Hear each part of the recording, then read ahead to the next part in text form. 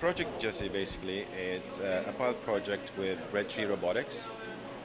It's basically to build a robot that can be at every house that needs a caregiver. So it won't replace them, but will probably help them focus on what it's need to be done.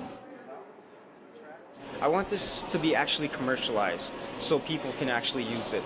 And the purpose of Red Tree giving us this project is so we can help the older folks and people with challenges.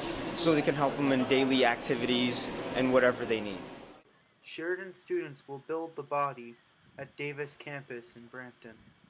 Ontario-based company Red Tree Robotics designed the chipset that will operate this hardware. They were looking for someone to build the robots for them.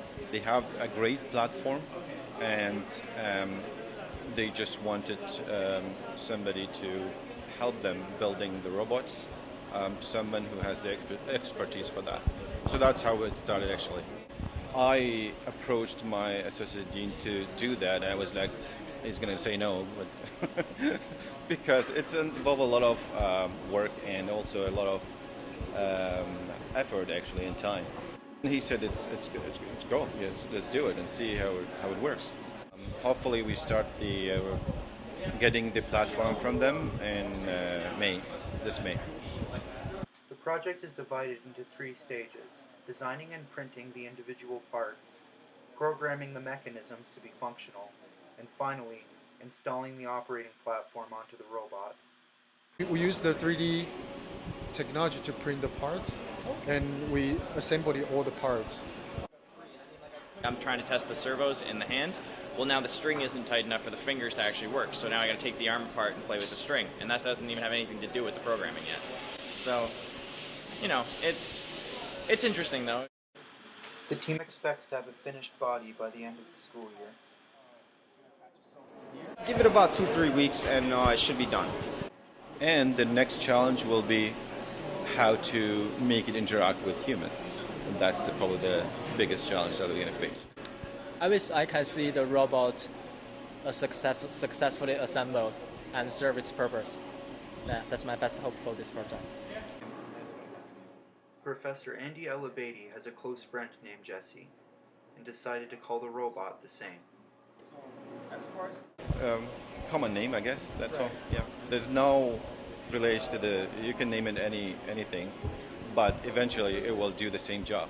So I think eventually, whether it's Jesse or Cody or whatever the name that the person want to have, person want to give to that robot, will be okay, I guess. I was always into like building stuff as a kid, and like building Lego blocks and all that. So it's just honestly, I'm very passionate about it. Because I think the 3D printing and the robot, they are all the future. I think the earlier you get into this field, the better for yourself.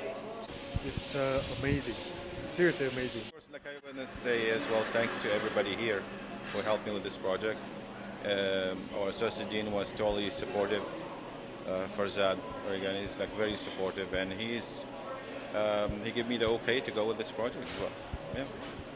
I think to be a student, we shouldn't only focus on the study. Study is important, but if you get involved into a project, you will learn different aspects. For example, how to design. I've only done programming in my spare time, so for me to actually now have a project that's not just a toy, it's actually turning out as something I can look at and pretty well stand beside. It's actually a lot of fun. It's pretty cool. Construction on Project Jesse began at the end of spring in 2014 and is expected to take approximately 2 years total to complete. It might take another couple of semesters, let's say, a year maybe, in order to finish the project. It won't be an easy task, but it's one, like I said, one limb at a time, right?